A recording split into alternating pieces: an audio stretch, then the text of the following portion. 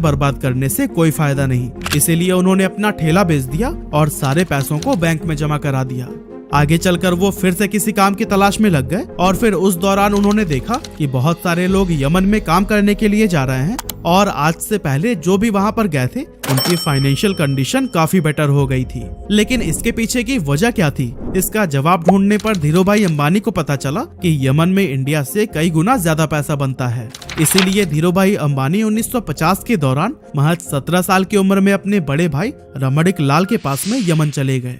वहां पहुंचने के बाद से रमणिक लाल ने एबीसीएन कंपनी के पेट्रोल पंप पर धीरूभाई अंबानी को काम दिला दिया और यहाँ काम करते हुए उनकी सैलरी 300 रुपए हर महीने की थी। अब दोस्तों, इस पेट्रोल पंप पर काम करते टाइम धीरूभाई अंबानी लोगों को कई अलग अलग प्रमोशनल मेथड से इनकरेज करते थे कि वो ज्यादा से ज्यादा पैसों का पेट्रोल डलवाएं। अब दोस्तों, उनके ऐसा करने की वजह से पेट्रोल पंप का रेवेन्यू काफी ज्यादा बढ़ गया और उनके काम से खुश होकर उन्हें पेट्रोल पंप का मैनेजर बना दिया गया। अब क्योंकि प्रमोशन होने की वजह से पेट्रोल पंप पर काम करने के बाद भी धीरूभाई के पास काफी टाइम बच जाता था, तो ऐसे में उन्होंने सोचा कि इस खाली टाइम में क्यों ना एक जॉब कर ली जाए और फिर ऐसा सोचकर वो एक जगह पर क्लर्क के तौर पर भी काम करने लगे। अब दोस्तों, हम इंडियन दुनिया के किसी भी कोने में क्यों ना चले जाएं, पर अपनी चाय की आदत को नहीं बदल सकते और धीरूभाई को भी चाय पीना बहुत पसंद था। अब वैसे तो इसके लिए उनके पास दो ऑप्शंस थे, या तो वो रोड साइड पर 10 पैसे की चाय पिए या फिर किसी 5 स्टार होटल में 1 रुपए की। लेकिन यहाँ पर धीरूभाई ने 1 रुपए वाली चाय को ही चुना ताकि वो चाय की चुस्कियां लेते लेते आसपास के अमीर लोगों की बातों को सुनकर ये जान सकें कि आखिर वो ऐसा क्या करते हैं कि वो इतने अमीर हैं। ऐसे ही एक दिन जब वो चाय पी रहे थे तभी उन्होंने अपनी बगल वाली टेबल पर बैठे 2 लोगों की बातें सुनी, जिसमें एक व्यक्ति दूसरे को बता रहा था कि क्या तुम्हें पता है, हमारे यमन में जो चांदी के रियाल के सिक्के चलते हैं ना, उनमें लगी चांदी की कीमत इस रियाल से भी ज्यादा है। यानी कि 100 रुपए के सिक्कों में 110 रुपए की चांदी है। अगर कोई इसे पिघलाकर निकाल ले तो फिर उसके पास पैसे ही पैसे होंगे। अब वैसे तो ये अमीर लोग इस बात को बस मजाक मजाक में कर रहे थे, लेकिन धीरूभाई ने इसे सीरियसली ले लिया। उन्होंने एक मशीन खरीदी और फिर लाखों की संख्या में सिक्कों को पिघलाना शुरू कर दिया। जैसे जैसे धीरूभाई का यह काम आगे बढ़ा, मार्केट में सिक्कों की कमी होने लगी और गवर्नमेंट भी इस बात से परेशान थी कि आखिर ये सिक्के जा कहाँ रहे हैं। और दोस्तों, जब गवर्नमेंट ने इस बात की जांच के लिए इन्वेस्टिगेशन टीम बनाई तब धीरूभाई अंबानी का नाम सामने आया। हालांकि जब तक पुलिस उनके ठिकाने पर पहुंचती, धीरूभाई सारे पैसे इकट्ठा करके वहां से इंडिया निकल चुके थे। ये साल था 1958 का, जब धीरूभाई वापस अपने घर पहुंचे और जब उनके पिता ने यह सुना कि वो नौकरी छोड़कर आए हैं तो वो काफी ज्यादा नाराज हुए। रिश्तेदारों ने भी काफी क्रिटिसाइज किया, लेकिन फिर भी उन्होंने किसी की भी बातों पर ध्यान नहीं दिया। दोस्तों, यमन से वापस आकर कुछ समय गांव में बिताने के बाद उन्होंने कोकिला बहन से शादी कर ली और फिर उसके बाद अपना बिजनेस स्टार्ट करने के लिए मुंबई चले गए। 1958 में ही उन्होंने 50,000 रुपए की पूंजी के साथ रिलायंस कॉमर्शियल कॉर्पोरेशन नाम से ऑफिस खोला और मसालों का व्यापार करने लगे। कुछ समय के बाद उन्हें पता चला कि मसालों की बजाय अगर सूत का व्यापार किया जाए तो उससे ज्यादा फायदा होगा। लेकिन प्रॉब्लम ये थी कि उनके पास इस व्यापार के लिए पर्याप्त पैसे नहीं थे। इसीलिए उन्होंने अपनी कजन चंपकलाल दमानी के साथ मिलकर व्यापार करने का सोचा, जो पहले उन्हीं के साथ यमन में रहा करते थे। लेकिन जब उन्होंने इस इंडस्ट्री में एंटर करने की ट्राई की तब उन्हें पता चला कि यहाँ पर व्यापारियों ने एक यूनियन बना रखा है और वो सभी मिलकर किसी भी नए व्यापारी को इस इंडस्ट्री में एंटर नहीं होने देते हैं। और अगर किसी को एंटर करना भी है तो उससे पहले यूनियन के लीडर से परमिशन लेनी पड़ती है। इस तरह से एक नए फील्ड में उतरना धीरूभाई अंबानी के लिए काफी चैलेंजिंग हो गया था। हालांकि काफी मेहनत मशक्कत के बाद उन्हें ये परमिशन तो मिल गई, लेकिन इसके बाद उन्हें पता चला कि वो जिन फैक्ट्रीज से सूत खरीद रहे थे उन्होंने भी एक यूनियन बना रखा है और जिन्हें फाइनल प्रोडक्ट बेचा जाता था उनका भी एक अलग यूनियन है। इस तरह से ये सभी मिलकर इन बीच के ही व्यापारियों को लूट रहे थे, क्योंकि एक तो फैक्ट्री वाले सूत महंगे में सेल कर रहे थे और दूसरी तरफ खरीदार उसे सस्ते में ले रहे थे। बीच में नुकसान हो रहा था धीरूभाई और उनके जैसे कई सारे व्यापारियों का। ये सब देखने के बाद धीरूभाई ने एक बहुत बड़ा स्टेप लिया और अपने यूनियन के सभी मेंबर्स को इकट्ठा करके यह डिसाइड किया कि हम सब फैक्ट्री से सस्ते में माल उठाएंगे और महंगे में बेचेंगे, ताकि हमें भी अपने हक का पूरा प्रॉफिट मिल सके।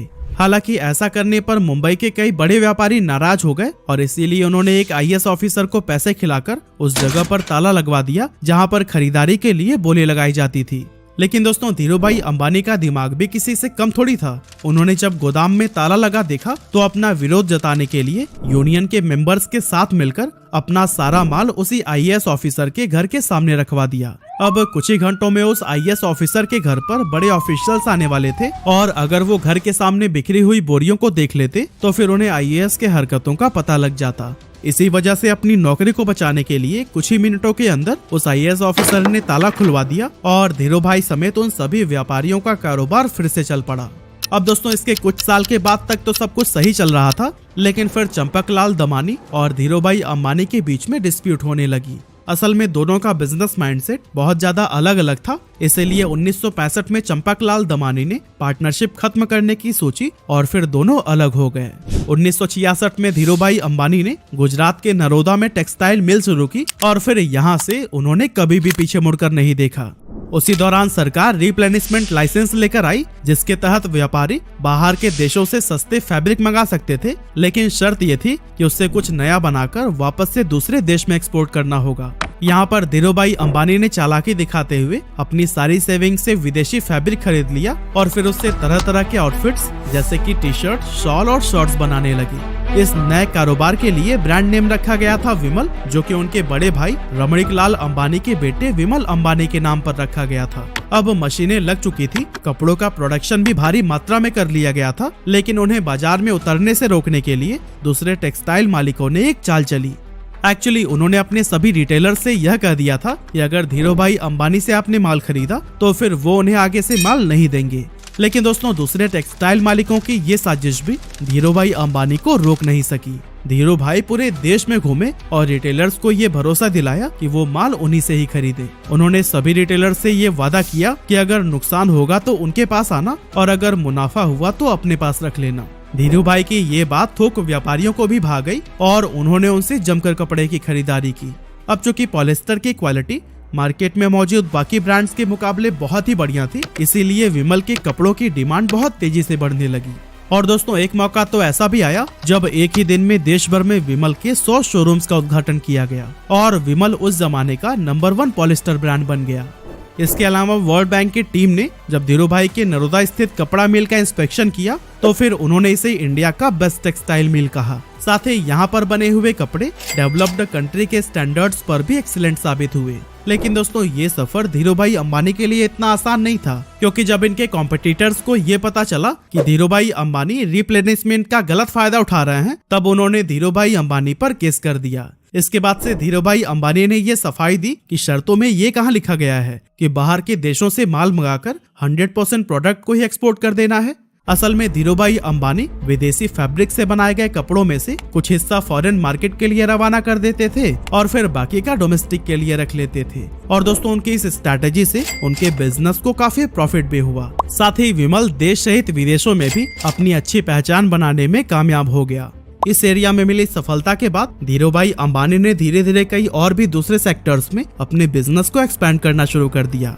8 मई 1973 को कंपनी का नाम रिलायंस कॉमर्शियल कॉर्पोरेशन से बदलकर रिलायंस टेक्सटाइल इंडस्ट्रीज लिमिटेड कर दिया गया और 1976-77 के बीच इसका एनुअल टर्नओवर 70 करोड़ रुपए हो गया था। अब दोस्तों आया जनवरी 1978, जब धीरूभाई अंबानी ने आजाद भारत का पहला आईपीओ लाने का विचार किया और फिर अपनी कंपनी को बॉम्बे और अहमदाबाद स्टॉक एक्सचेंज पर लिस्ट कर दिया।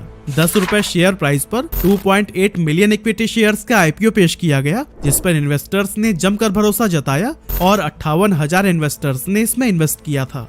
इस स्टॉक से लोगों ने भरपूर प्रॉफिट कमाया और ये इतना पॉपुलर हो गया कि जब 1986 में कंपनी की एनुअल शेयर होल्डर मीटिंग रखी गई तो फिर उस टाइम पर 30,000 शेयर होल्डर्स उसमें शामिल हुए, जो कि इंडियन कॉर्पोरेट हिस्ट्री में एक रिकॉर्ड बन गया था। कमाल की बात तो ये थी कि उस टाइम पर बॉम्बे में एक भी ऐसा हॉल नहीं था जो कि इतने लोगों की कैपेसिटी को होल्ड कर सके। इसी वजह से इस मीटिंग को एक मैदान में ऑर्गेनाइज किया गया था। 1980 में धीरूभाई अंबानी ने महाराष्ट्र के पातालगंगा में पॉलिस्टर फाइबर धागे का कारखाना खोला और काफी कोशिशों के बाद तेल के उत्पादन के लिए भी सरकार से लाइसेंस हासिल कर ली। इस तरह एक टाइम पेट्रोल पंप पर काम करने वाले धीरूभाई अंबानी की अपनी खुद की ऑयल प्रोडक्शन कंपनी हो गई। इसके बाद आया 16 फरवरी 1986, जब धीरूभाई को पहला हार्ट अटैक आया। एक्चुअली उन्होंने अपने बेटे मुकेश अंबानी को बताया कि उनकी पीठ में काफी तेजी से दर्द हो रहा है और इससे पहले कि उन्हें हॉस्पिटल लेकर जाया जाता वो अनकॉन्शियस हो गए थे।